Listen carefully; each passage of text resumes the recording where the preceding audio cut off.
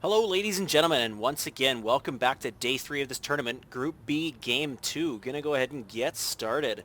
And this is the SC2Casts.com's first invitational, sponsored and brought to you by, of course, SC2Casts.com, your source of info on all the most recent casts, commentators, events, and pro games. And yeah, this is Shiki SC. Game 1 belongs to ClouD. He was able to take the game after holding off a very impressive timing push from HuK.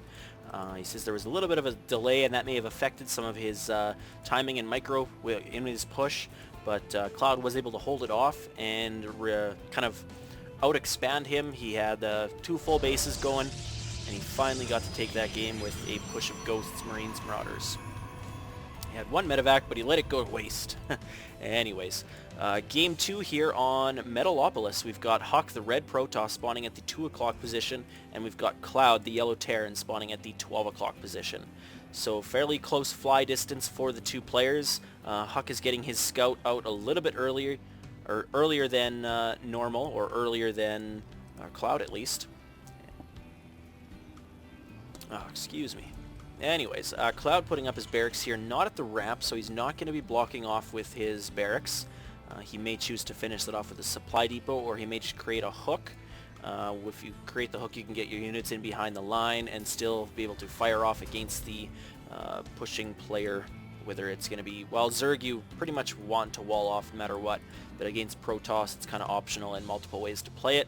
And ClouD Scout is going to walk by HuKs right now, or float by, whatever you want to call it. They don't really walk, but it looks like they should. They have legs, but they hover anyways. It's kind of peculiar. Anyways, HuK is now just about to find out what ClouD's doing. He's going to see the barracks. He's going to see that he's not welling off. He's just going to try to harass this worker a little bit, but it's not going to be effective enough. You need to do it while the SCV is constructing the barracks, but he is going to see the refinery, get a couple hits on that, and see the command center morphing into the orbital command, and then just scoot on out. And yeah, ClouD may be finishing off this wall with a couple extra supply depots. And back in HuK's base, he's just putting on down a cybernetics core, likely to just get an early stalker out to make sure there is no Reaper harass going on, although with that scout he probably expects that there will be no Reaper. And ClouD, somewhat similar build he did last game, where he got a couple Marines out and then put on his tech lab. So I'm guessing that tech lab might come down, or maybe he's going to go straight for a, yeah, he's going to go straight for a factory. So we may see a 1-1-1 build from ClouD here, or we just may see some early tank pushing.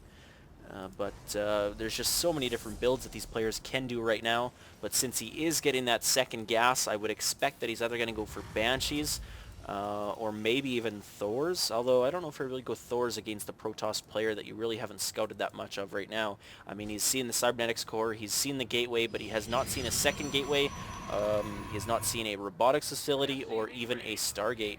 So it's really tough to know what to do with for the Terran player. He's going to wall off, finish walling off here with a bunker, so good play by him there, just getting a little bit of a defensive structure up at the front of his base.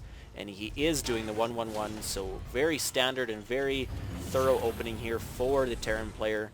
It allows you to kind of play on the fly, depending on what you're going to do. You can jump back into Marine Marauder Medevac play, or you can jump forward into a Thor drop, although he's got no armory coming up, so that's not going to be happening.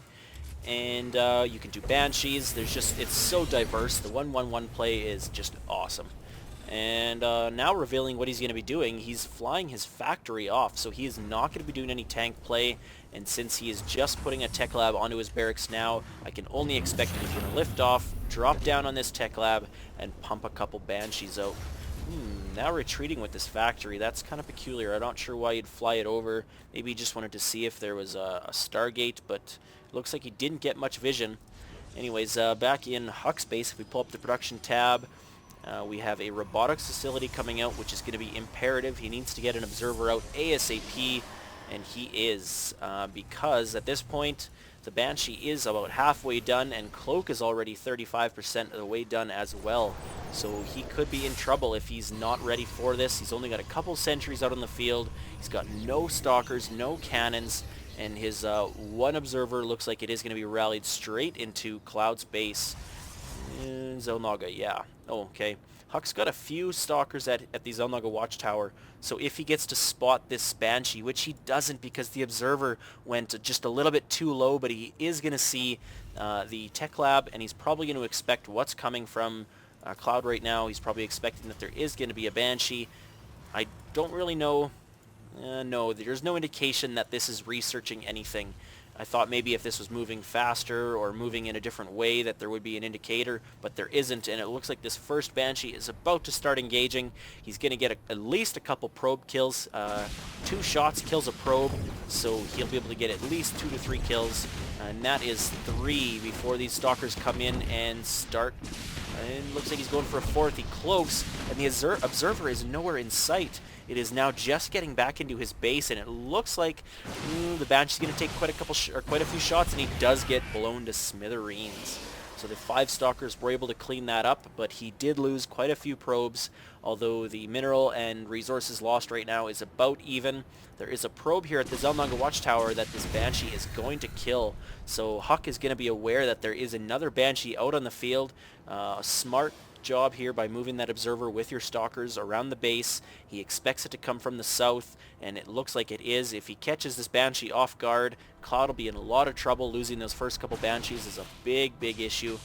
They are fairly expensive, but HuK does have another observer out on the field, and it is in ClouD's base. He sees that the starport has halted the Banshee production, and back in his base he's getting the orbital command up.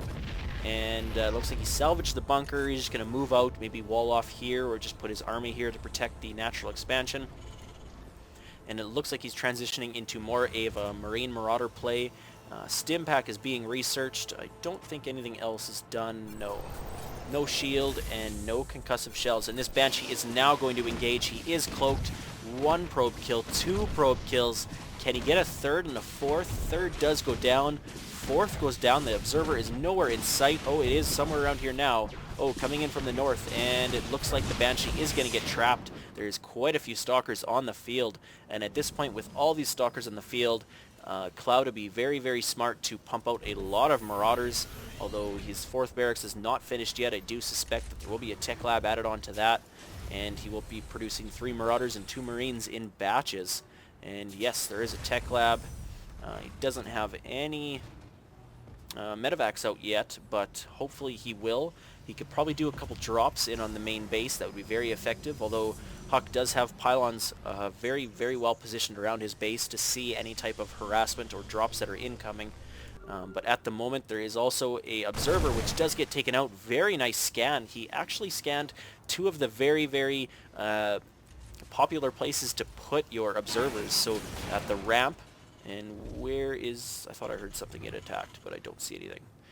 Anyways, and here, just to check the saturation of your workers, and it looks like he's going to protect that again with a couple turrets, putting up some turrets in his base to produce or to stop any observers from getting in, and it looks like HuK's getting ready to push out. He does have a couple more observers out on the field, and he's got a very nice force of zealots and stalkers with a couple sentries backing in, but ClouD is now coming up, and a little bit too early for this Guardian Shield. A couple force fields, I don't know if they're really great positioning. They didn't really block much off. The Marines are hammering away here at the Zealots, and did he have an EMP? No. Yes, he did have an EMP, so a lot of those stalkers did lose a lot of those shields, and although he had a larger army to start with, that EMP changed the tide of the battle.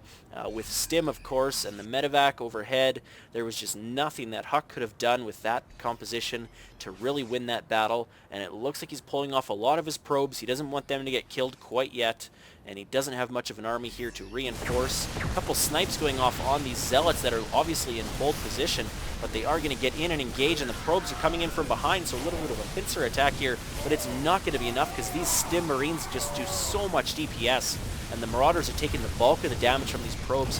Probes take forever, and HuK does GG. So ClouD takes this series 2-0 with some impressive Terran bio play, and HuK just did not have the answers to respond against it. So it looks like ClouD will more than likely advance on. I believe he is 2 series to nothing now. He's won both of the series that he's been in. I think I'm right. I don't know. Or maybe Lelouch lost. I don't remember. Anyways, we will have more details and more information on the bracket available. Of course, you can check out sc2casts.com's website for all the tournament details.